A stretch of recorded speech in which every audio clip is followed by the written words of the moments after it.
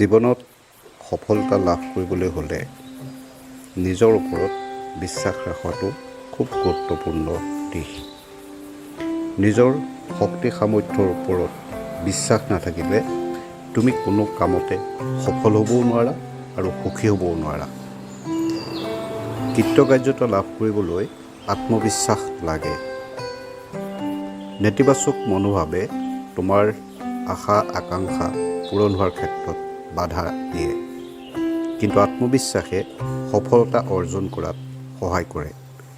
এনে এক মানসিক দৃষ্টিভংগীৰ প্ৰয়োজন আছে, আৰু এই আত্মবিশ্বাসটো যেতিয়া তুমি আহৰণ কৰিবা, তোমাৰ অন্তৰ্নিহিত শক্তিবোৰে সাৰ পাই উঠিছে বুলি তুমি তেতিয়া উপলব্ধি কৰিব পাৰিবা।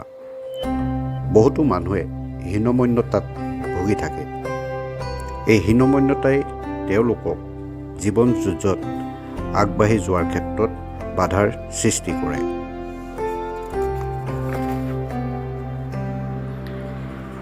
এজন মানুহে যেতিয়া এটা কামত মনোনিৱেশ কৰে, তেতিয়া তেওঁ সেই কামটোত নিজৰ মনোযোগ সম্পূৰ্ণৰূপে কেন্দ্ৰীভূত কৰা আৱশ্যক। যেতিয়া তেওঁ নিজৰ মনোযোগ নিজৰ কামটোত সম্পূৰ্ণৰূপে নিয়োজিত কৰে, তেতিয়া তেওঁ সেই কামটোত এটা আত্মিক অনুভৱ কৰে, আৰু সেই আত্মিক অনুভৱটোৱে তেওঁৰ ভিতৰৰ যি শক্তি আছে সেই শক্তিৰ বিকাশ ঘটোৱাত সহায় কৰে। এই ক্ষেত্ৰত আমি এটা কথা লক্ষ্য কৰা উচিত যে বহুতো ডেকা মানুহে হীনমন্যতাত ভোগে, আৰু এই হীনমন্যতাত তেওঁলোকে কি কাৰণে ভোগে তাৰ বিভিন্ন কাৰণ আছে। কিছুমান ডেকা মানুহ তেওঁলোক শাৰীৰিকভাৱে কিছু ক্ষেত্ৰত অন্যতকৈ কিছু দুৰ্বল থাকে। এই দুৰ্বলতাই তেওঁলোকৰ মানসিক বিকাশতো কিছু ক্ষেত্ৰত বাধাৰ কাৰক হিচাপে থিয় দিয়ে। প্ৰত্যক্ষভাৱে যদিও সি মানসিক বিকাশত বাধাৰ সৃষ্টি নকৰে, কিন্তু পৰোক্ষভাৱে মানুহজনৰ মনত যি হীনমন্যতা বোধ আহে, সেই হীনমন্যতা বোধটোৱে তেওঁক সকলো সময়তে পীড়িত কৰি ৰাখে, আৰু সেই পীড়িত কৰি ৰখা ঘটনাটোৱেই তেওঁৰ মানসিক বিকাশ ঘটোৱাৰ ক্ষেত্ৰত বাধাৰ সৃষ্টি কৰে। এনে ক্ষেত্ৰত আমি কি কৰিব লাগিব? এই ক্ষেত্ৰত ভগৱানৰ দয়াৰ ওপৰত আস্থা ৰাখি, নিজৰ শক্তিৰ ওপৰত ভৰসা ৰাখি আমি জীৱন যুদ্ধত যদি আগবাঢ়ি যাওঁ, তেতিয়াহ'লে আমি নিশ্চিতভাৱে জীৱনত সফলতা লাভ কৰিব পাৰিম। হীনমন্যতা মনৰ পৰা আঁতৰ কৰাৰ প্ৰধান উপায় হ'ল প্ৰবল আত্মবিশ্বাস। নিজৰ শক্তি সামৰ্থ্যৰ ওপৰত বিশ্বাস নথকা লোকেহে আচলতে হীনমন্যতাৰ ৰোগত ভোগে। সেইবাবে মনটো সদায় আত্মবিশ্বাসেৰে ভৰাই ৰাখিব লাগে। এই কামটো কৰিব মই পাৰিমেই, এনে এটা ভাৱ, আৰু এই ভাৱটো মনত দৃঢ়ভাৱে স্থাপন কৰাত সহায় কৰে প্ৰাৰ্থনাই। আমাৰ বিভিন্ন ধৰ্মীয় গ্ৰন্থত ভগৱানক আৰাধনা কৰাৰ বিভিন্ন উপায় বা নীতি দিয়াৰ লগতে মানুহৰ আত্মবিকাশৰ বিভিন্ন উপায়ো দিছে। সেই ক্ষেত্ৰত আমি সেইখিনি যদি সঠিকভাৱে অনুশীলন কৰোঁ, তেতিয়াহ'লে মনৰ পৰা হীনমন্যতা দূৰ হ'ব পাৰে। মনৰ পৰা হীনমন্যতা দূৰ কৰিবৰ বাবে প্ৰাৰ্থনাই এক আচৰিত শক্তি হিচাপে ক্ৰিয়া কৰে। ভগৱানত বিশ্বাস ৰাখি আত্মবিশ্বাস অৰ্জন কৰা দিশত আমি নিজকে মনোনিৱেশ কৰিব লাগে। এই ক্ষেত্ৰত এটা কথা মনত ৰাখিব লাগে যে আমাৰ মনৰ ভাৱ চিন্তাবোৰ সংযত কৰি সিহঁতক এক নিৰ্দিষ্ট দিশত গতি কৰালে আমাৰ মনটো এক শক্তি উৎপাদন যন্ত্ৰত পৰিণত হ'ব, আৰু এই শক্তিয়ে আমাক জীৱন যুদ্ধত আগবাঢ়ি যোৱাৰ ক্ষেত্ৰত সহায় কৰিব। হীনমন্যতাৰ পৰা ৰক্ষা পোৱাৰ ক্ষেত্ৰত আমি ভগৱানৰ প্ৰতি যি চিন্তা আছে, সেই চিন্তাক এক শক্তিশালী চিন্তাৰূপে আমি মনত ৰোপণ কৰিব পাৰোঁ। এই ক্ষেত্ৰত আমি বিভিন্ন ধৰ্মীয় গ্ৰন্থ যদি অধ্যয়ন কৰোঁ, তাত আমি এই বিষয়ৰ কিছু জ্ঞান আহৰণ কৰিব পাৰোঁ। চিন্তা কৰাৰ ধৰণটোৰ দ্বাৰাই আমি নিৰাপত্তাবোধ বা নিৰাপত্তাহীনতাৰ বোধৰ পৰা নিজকে মুক্ত কৰিব পাৰোঁ। কিবা ভয়ংকৰ দুৰ্ঘটনা কিছুমান আমাৰ জীৱনত ঘটিব পাৰে বা ঘটিব, তেনে কিছুমান আশংকা আমি মনত কঢ়িয়াই লৈ ফুৰোঁ। এই নিৰাপত্তাহীন যি ভাৱ, সেই নিৰাপত্তাহীন ভাৱটোৱে আমাৰ মনত ভয়ৰ উদ্ৰেক কৰে। ভাবিলে ভাবক পাই বোলা কথা এষাৰ আমাৰ আছে। সৎ অসৎ উভয় প্ৰকাৰৰ ভাৱৰ ক্ষেত্ৰতেই এই কথাটো প্ৰযোজ্য। অৰ্থাৎ আমি যদি ভালটো ভাবি থাকোঁ তেতিয়াহ'লে ভালেই হ'ব, আৰু বেয়াটো ভাবি থাকিলে সি নিশ্চয় বেয়াই হ'ব। আমি জীৱন ক্ষেত্ৰত আগবাঢ়িবলৈ হ'লে মনত সাহস আৰু আত্মবিশ্বাসৰ সৃষ্টি কৰিব পাৰিব লাগিব। পৰাজয়ৰ গ্লানিয়ে হেঁচি ধৰিলে মানুহৰ মনত হতাশাজনক ভাৱৰ উদয় হয় আৰু ইতিবাচক ধ্যান ধাৰণাক মনত ঠাই দিয়াত ই বাধাৰ সৃষ্টি কৰে। ইয়াৰ ফলত মনৰ মাজত যিবোৰ অন্তৰ্নিহিত শক্তি আছে, সেই অন্তৰ্নিহিত শক্তিবোৰৰ বিকাশ বন্ধ হৈ পৰে আৰু ফলত মানুহজন উদ্যমহীনতাত ভোগে। গতিকে মনৰ অন্তৰ্নিহিত শক্তিবোৰ বিকাশ কৰি আমি নিজৰ ব্যক্তিত্ব উদ্যমশীল আৰু কৰ্মমুখী কৰাত গুৰুত্ব আৰোপ কৰিব লাগে। আজিৰ দিনত বহুতো মানুহক বিতত কৰা সমস্যাসমূহৰ ভিতৰত হ'ল আত্মবিশ্বাসহীনতা। এই আত্মবিশ্বাসহীনতাৰ বিষয়ে বিভিন্ন ক্ষেত্ৰত সামাজিকভাৱে বিভিন্ন জৰীপ চলোৱা হৈছে, আৰু এই জৰীপত দেখা গৈছে যে ৭৫% মানুহেই আত্মবিশ্বাসৰ অভাৱত ভোগে, আৰু তেওঁলোকে জীৱনৰ সৰু সমস্যাকে কঠিন সমস্যা হিচাপে চিহ্নিত কৰি জীৱন যুদ্ধত যিখিনি আগবাঢ়িবৰ কাৰণে মানসিক শক্তি লাগে, সেই মানসিক শক্তি আহৰণৰ পৰা নিজকে বিৰত ৰাখে বা মানসিক শক্তি আহৰণ কৰিব নোৱাৰে। জীৱনৰ বিভিন্ন ঘাত প্ৰতিঘাত, উত্থান পতন, বিপদ আপদে মানুহক কেতিয়াবা বিপদত পেলাই, শক্তিহীন কৰে, মনটো ভাঙি পেলায়, হতাশাই হেঁচা মাৰি ধৰি মূৰ পোনাব নোৱাৰা কৰে। কিন্তু এই ক্ষেত্ৰত আমি যদি নিজৰ আত্মবিশ্বাসটো দৃঢ় কৰি ৰাখোঁ, তেতিয়াহ'লে আমি নিশ্চিতভাৱে জীৱনৰ যিকোনো ক্ষেত্ৰতেই আগবাঢ়ি যাব পাৰিম। যদি তুমি ভাবিছা যে তুমি জীৱন যুদ্ধত হাৰি গ'লা বা নিজৰ সামৰ্থ্যৰ ওপৰত বিশ্বাস হেৰুৱাই পেলাইছা, তেতিয়াহ'লে তুমি হাতত এখিলা কাগজ লৈ বহা আৰু এটা এটাকৈ তোমাৰ হাতত থকা সুযোগ সুবিধাবোৰৰ তালিকা এখন তৈয়াৰ কৰা। তোমাৰ জীৱনৰ অহা সমস্যা বা অন্তৰায়বোৰৰ বিষয়ে সেই তালিকাখনত লিখাৰ পৰা বিৰত থাকিবা। আমাৰ যিখিনি প্ৰতিকূল সমস্যাৰ কথা আমি মনত পাগলি থাকোঁ, সেই সমস্যাবোৰক অধিক গুৰুত্ব দিলে সি আমাৰ শক্তি প্ৰকৃততে অপচয়হে ঘটায়। কিন্তু ইয়াৰ বিপৰীতে আমাৰ ওচৰত থকা সুযোগ সুবিধাবোৰৰ বিষয়ে আমি যিমানে চিন্তা কৰিম, সিমানে আমাৰ এটা নতুন সুযোগ আমি নিজেই সৃষ্টি কৰি ল'ব পাৰিম। ভগৱান সততে আমাৰ লগত আছে আৰু আমাক সহায় কৰি আছে বুলি ভাবি থকাৰ অভ্যাসটো একান্তই প্ৰয়োজন। নিজৰ ওপৰত বিশ্বাস নোহোৱা বিকাৰটো নিৰাময় কৰিবৰ বাবে ই হ'ল এক ডাঙৰ মহৌষধ। ভগৱান যে অনবৰতে আমাৰ লগতে থাকে, আমাক সহায় সাৰথি কৰি বিপদত সহায় কৰে, এই সহজ বিশ্বাসটো প্ৰত্যেক ধৰ্মৰে এক তাৎপৰ্যপূৰ্ণ শিক্ষা। আত্মবিশ্বাস গঢ়ি তোলাৰ বাবে আন কোনো অনুভৱেই ইমান শক্তিশালী নহয়।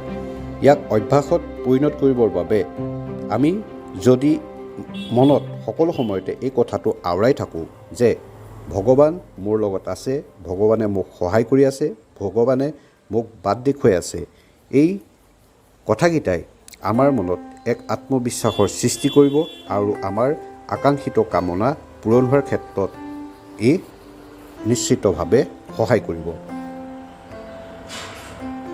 ভগৱানৰ দৰ্শন লাভ কৰিছোঁ বুলি ভাবি নিয়মিতভাৱে কেইমিনিটমান সময় খৰচ কৰা আৰু তেখেতৰ ভগৱানৰ দৰ্শন যে লাভ কৰিছোঁ, এই ভাৱটো মনত পুহি ৰাখি নিজৰ কামত বৰ্তি হোৱা। এই বিশ্বাসেই তোমাৰ ভিতৰত থকা শক্তিক জাগ্ৰত কৰি তুলিব। কেনেবোৰ চিন্তাই তোমাৰ মনটো অধিকাৰ কৰি থাকে তাৰ ওপৰত তুমি বিশ্বাস ৰাখি এই কথাটো নিৰ্ভৰ কৰে।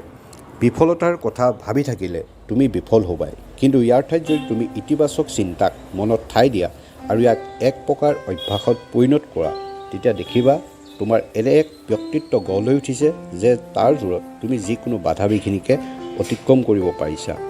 বিশ্বাসৰ ভাৱটোৱে আচলতে শক্তি বঢ়ায়। এই ক্ষেত্ৰত অভিজ্ঞতায়ো আমাক বিভিন্ন প্ৰকাৰে সহায় কৰে। বিশ্বাসে তোমাৰ নেতিবাচক চিন্তাক ইতিবাচকলৈ সলনি কৰাৰ লগে লগে তুমি নিজৰ ভিতৰতে এক বিপুল আধ্যাত্মিক শক্তি অনুভৱ কৰিব পাৰিবা। ভগৱানৰ ওপৰত বিশ্বাস, আত্মবিশ্বাস আৰু নিৰাপত্তাবোধক চিন্তাৰ মনটো ভৰাই ৰাখিবা। ইয়াক কৰিলে তোমাৰ মনত যিখিনি সন্দেহ, ভয় আৰু শংকা আহে সেইখিনি তোমাৰ মনৰ পৰা দূৰ হ'ব। এজন মানুহে জীৱনৰ দীৰ্ঘকাল ভয় আৰু নিৰাপত্তাবোধৰ অভাৱত ভুগিলে তেওঁ জীৱনত সফলতা আহৰণ কৰিব নোৱাৰে। আত্মবিশ্বাস গঢ়ি তুলিবৰ বাবে তুমি এতিয়া কি কৰিব পাৰা? এই ক্ষেত্ৰত কেইটামান নিয়ম যদি তুমি মানি চলা, তেতিয়াহ'লে তোমাৰ মনত আত্মবিশ্বাস বোধটো জাগৃত হ'ব আৰু তোমাৰ নিজৰ ওপৰত বিশ্বাস বাঢ়িব যে তুমিও জীৱনত কিবা এটা কৰিব পৰাকৈ সক্ষম, কিবা এটা কৰিব পৰাৰ তোমাৰ যোগ্যতা আছে। এই ক্ষেত্ৰত 10টা বিশেষ নিয়মৰ কথা তোমালোকে মন কৰা। সদায় সফল ব্যক্তি হিচাপে নিজৰ ছবি এখন তোমাৰ মনত আঁকি লোৱা। এই ছবিখন মনৰ পৰা কেতিয়াও দূৰ নকৰিবা। ছবিখন মচ খাই যাবলৈ নিদিবা। তোমাৰ মনটোৱে এই ছবিখন উজ্জ্বল কৰিব বিচাৰিব। সদায় হাৰি যোৱা ব্যক্তি বুলি নিজকে কেতিয়াও নাভাবিবা। কৃতকাৰ্য ব্যক্তি হিচাপে মনত আঁকি লোৱা তোমাৰ নিজৰ ছবিখনক কেতিয়াও সন্দেহৰ দৃষ্টিৰে নাচাবা। মনটোৱে ইয়াত প্ৰৱেশ কৰা ভাৱ চিন্তাবোৰ সদায় পূৰ্ণ কৰিবলৈ বিচাৰে। সেইবাবে পৰিস্থিতি যিমানেই তোমাৰ কাৰণে প্ৰতিকূল নহওক কিয় সদায় সফলতাৰ কথাহে ভাবিবা। বিফলতাৰ কথা কেতিয়াও মনলৈ নানিবা। ইয়াৰ পিছত তোমাৰ শক্তি সামৰ্থ্যৰ বিষয়ে যেতিয়াই কিবা নেতিবাচক চিন্তা তোমাৰ মনত সোমায়, কিবা এটা ইতিবাচক চিন্তাৰে তাক মনৰ পৰা বাহিৰ কৰাৰ যত্ন কৰিবা আৰু ইতিবাচক চিন্তাক মনত ঠাই ল'বলৈ দিবা। বাধা বিঘিনি কিছুমানৰ কথা মনতে ভাবি নল'বা। এনে বাধা বিঘিনি অতিক্ৰম কৰাৰ তোমাৰ শক্তি আছে, সেই শক্তিক আহৰণ কৰাৰ যত্ন কৰিবা। ভয় আৰু আশংকাৰ ভাৱক প্ৰশ্ৰয় দি সিহঁতক অধিক গুৰুত্ব দিয়াৰ যত্ন নকৰিবা। আনৰ পৰিস্থিতি চাই ভয় নাখাবা। আনক অনুকৰণ কৰিবলৈকো নাযাবা। তুমি নিজে যিমান কাৰ্যক্ষম আন কোনেও সিমান কৰিব নোৱাৰে বা কৰিব পৰা শক্তি নাথাকে। এটা কথা মনত ৰাখিবা, বহুত মানুহে বাহিৰত আনৰ আগত নিজকে কৰ্মদক্ষ বা আত্মবিশ্বাসী বুলি গৰ্ব কৰি ফুৰে, কিন্তু ভিতৰি তেওঁলোক তোমাৰ দৰেই বিভিন্ন ভয় আৰু আশংকাৰ দ্বাৰা পীড়িত। সেইবাবে আনৰ কথা নাভাবি নিজৰ কথাতহে বিশ্বাস ৰাখিবা। নিতৌ 10 বাৰকৈ কেইটামান কথা মনত আওৰাই ৰখাৰ যত্ন ৰাখিবা। ভগৱান আমাৰ ফালে থাকিলে আমাৰ বিৰুদ্ধে যোৱাৰ সাহস কাৰ হ'ব পাৰে? তুমি যিবোৰ কাম কৰা সেইবোৰ কিয় কৰা সেই কথা বুজিবৰ বাবে যোগ্য এজন লোকৰ পৰা সহায় লোৱা। তোমাৰ হীনমন্যতা আৰু আত্মবিশ্বাসহীনতাৰ গুৰি ক'ত তাক বিচাৰি উলিওৱাৰ যত্ন কৰা। এনেবোৰ ভাৱ পায়েই আমাৰ শৈশৱ কালতেই জন্ম হয়। কাৰণটো যেতিয়া তুমি বিচাৰি উলিয়াব পাৰিবা, সেইবোৰ দূৰ কৰাও তোমাৰ কাৰণে সহজ হৈ পৰিব। দিনে 10 বাৰকৈ এটা কথা আওৰাবা যে তুমি সম্ভৱ স্থলত ডাঙৰকৈ মাতিব পৰাৰ শক্তি আছে। ভগৱানে তোমাক শক্তিশালী কৰিব খুজিছে। এই শক্তিশালী কৰাৰ ক্ষেত্ৰত তুমি সকলো কাম কৰাৰ বাবে সক্ষম। এই শব্দটো যেতিয়াই তুমি মনত আওৰাবলৈ আৰম্ভ কৰিবা, তেতিয়াই তোমাৰ মনত এক শক্তিৰ সৃষ্টি হ'ব আৰু এই শক্তিয়ে তোমাক জীৱন যুদ্ধত আগবাঢ়ি যোৱাৰ ক্ষেত্ৰত সহায় কৰিব।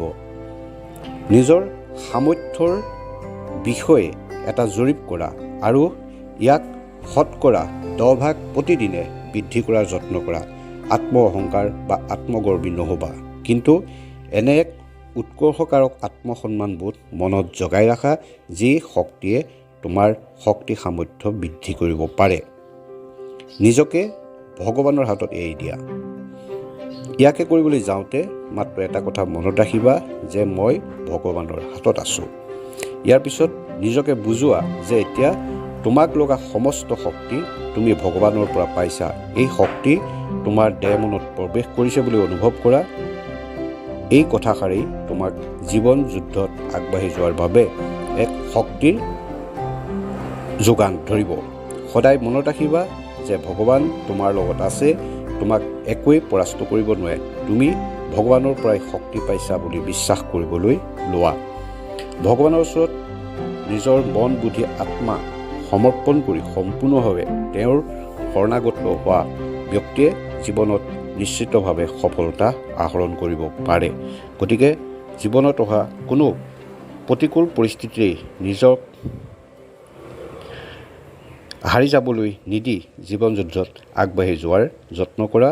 জীৱনত সফলতা আহৰণৰ কাৰণে আত্মবিশ্বাস আহৰণ কৰা সকলোতকৈ প্ৰয়োজনীয় কথা এই শক্তি আহৰণত সম্পূৰ্ণৰূপে মনোনিৱেশ কৰা। ধন্যবাদ। আপোনালোকে চাই আছে দৈনিক পৰিক্ৰমা ফ'কাছ ইউটিউব চেনেলটো ছাবস্ক্ৰাইব কৰিব, শ্বেয়াৰ কৰিব আৰু আপোনালোকৰ মতামত দিবলৈ নাপাহৰিব। ধন্যবাদ।